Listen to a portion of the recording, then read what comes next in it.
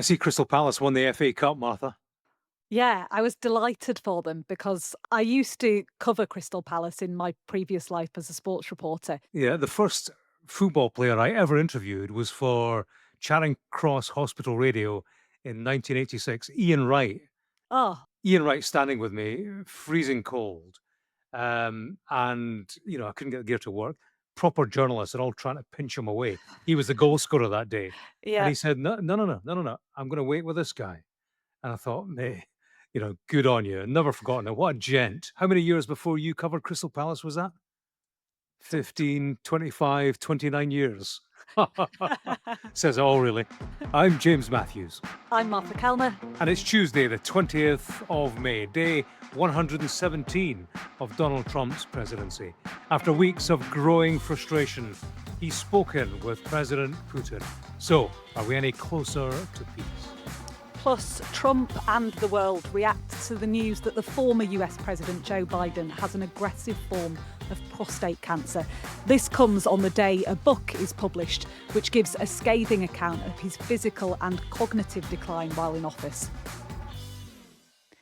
James, you've been at the White House today where Trump was taking that call with Vladimir Putin. How did it go? Well, according to them, Martha, great, but perhaps not so great on progress necessarily. They're both talking it up, and it seems to have been cordial, from their readouts. Yeah. But, whether we're any closer to peace in this conflict remains an open question. Yeah, we got the readout first of all from the Kremlin, and Vladimir Putin had taken this call from a music school by the sea in Sochi, which is a resort in southern Russia. You may know it from the Hmm. Winter Olympics. This Yeah. call lasted for more than 2 hours. What was Putin's take? Well, his headline was informative and frank, Hmm. but, on the critical detail, he was non committal, which is entirely in keeping with Vladimir Putin through the years. He said a ceasefire could be possible after agreements are reached. He added that root causes of this crisis should be eliminated. So Hmm. that's the kind of chat we've heard before from him, which Yeah. has been flatly rejected by Ukraine. I think there is an element of Moscow fudge about all this, which has a bitter taste on the other side of this conflict. Yeah, I'm not sure what the Washington equivalent of fudge is, but I think we were getting that too, weren't we? If It's got to be you a better metaphor. if you took, Trump's reading of it, you'd, think that this was a glowing conversation, 5 stars, and that we Mm. are well on our way to a ceasefire. What did he say exactly? I mean, his readout was actually a post on Truth Social, which I thought was telling, Martha. There was much talk about this being a pivotal phone call. For Yeah, me, this has been a pivotal day in terms of where the US is in this conflict. Donald Trump was a guy who said he'd solve it in a day. yeah, For that, I think, read the war he couldn't solve at all. Because when he posted on Truth Social, he said that an end to the conflict, a ceasefire, was the negotiating job for the two parties. yeah. Very much has a look for me of a president putting distance between himself and the deal that he couldn't seal, distance between himself and the failure that he can see coming. I think the US is taking a step back because it has been stewarding negotiations. But, on the key detail, Donald Trump, on a ceasefire, for example, Mhm. he mentioned a ceasefire, said it was a job for Ukraine and Russia, but Yeah. there was no reminder that he had actually called for a 30-day unconditional ceasefire.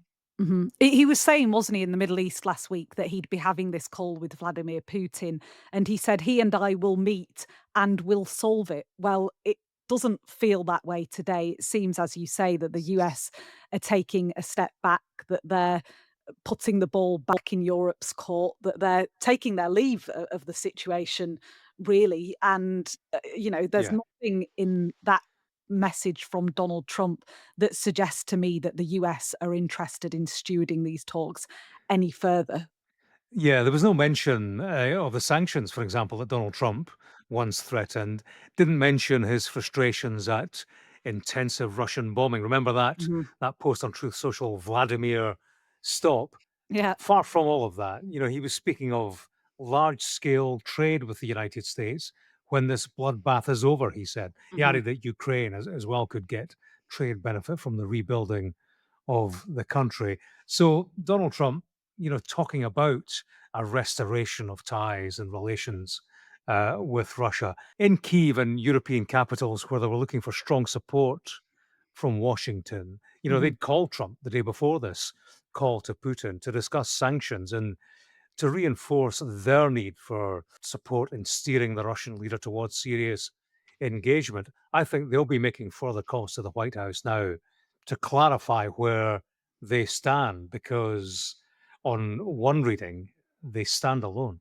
Mhm. Putin must be sitting back right now and wondering if he can hold out, if the US are going to walk away from it all. And it seems like they are trending that way. Vice President JD Vance was threatening to do exactly that, threatening to walk away if Russia doesn't step up and start showing an interest in peace. And Caroline Levitt, the press secretary, was saying similarly in the press briefing this morning. She was asked a question about funding wars in foreign countries. She reiterated that America first message. So Putin must be thinking, America might be about to walk away here. And then the question of a ceasefire, of peace, that will all disappear. And I can just, carry on this onslaught on Ukraine and walk away with exactly what I wanted to when I launched this invasion, 3 years ago, Yeah, he can get what he wants from the military offensive without fear of America intervening militarily. And, or with you know, sanctions.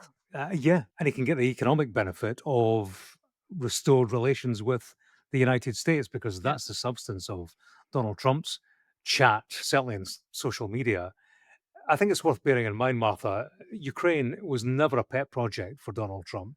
Mhm. In his ambitions, wider ambitions to reshape the world order, restoring relations with Russia has always been the prize because he eyes China. He sees China as the adversary Yeah. in chief. In that bigger picture, Ukraine Mhm. has always been a small feature and, Mhm. it shows.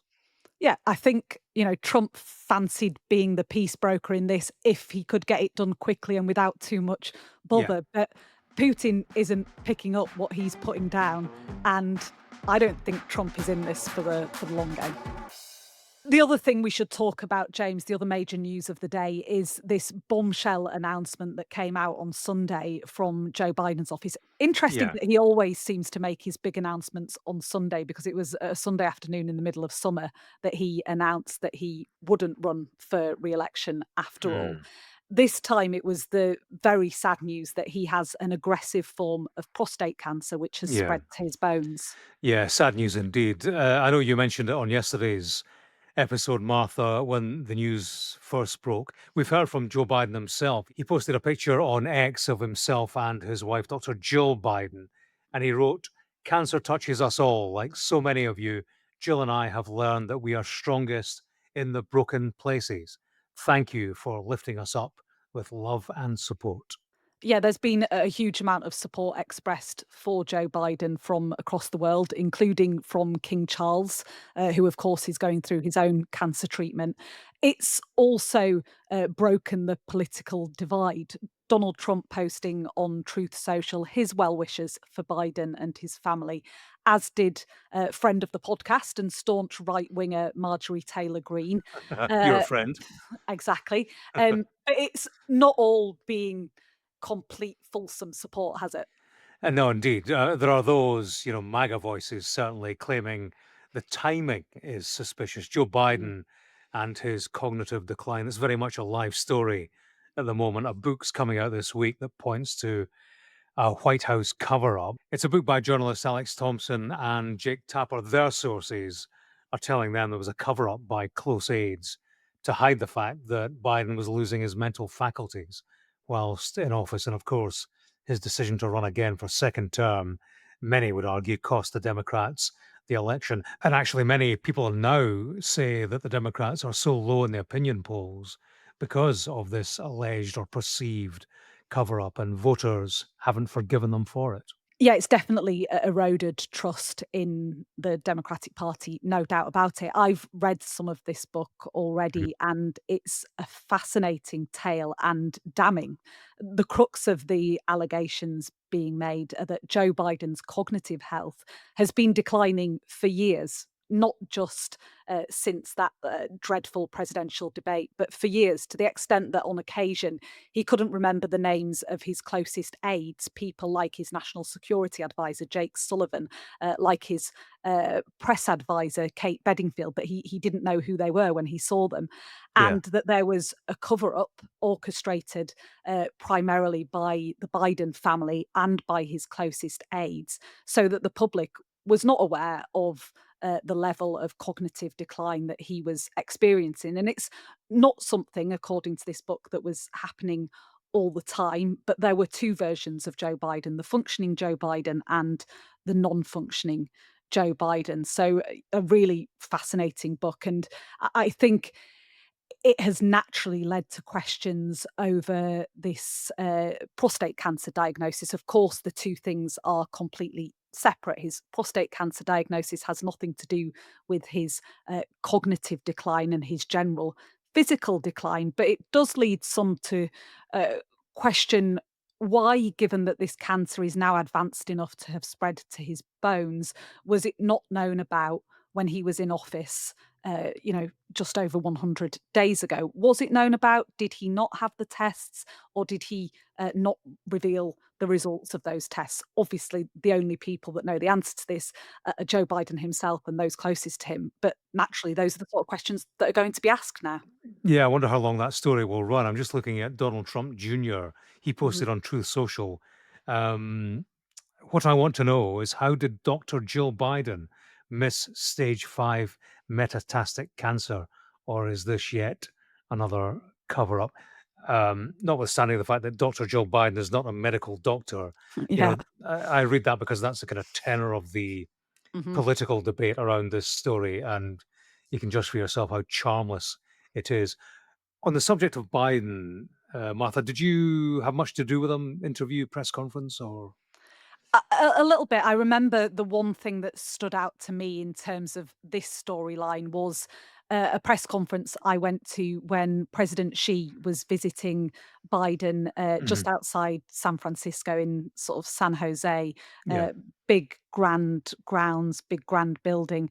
And he was giving a press conference afterwards. And it was around the time of negotiations to release hostages from Gaza, yeah, I and remember that. there were clearly some very sensitive talks happening in the background, and I was, sitting right behind Antony Blinken, his Secretary of State, and Blinken clearly didn't want Biden to reveal the details in this press conference of his negotiations with Hamas, and I could Mhm. see Blinken shaking his head, from where I was sitting. I could almost see the veins popping out of the side of his head as he was so stressed that Mm. Biden was going to say something that he shouldn't.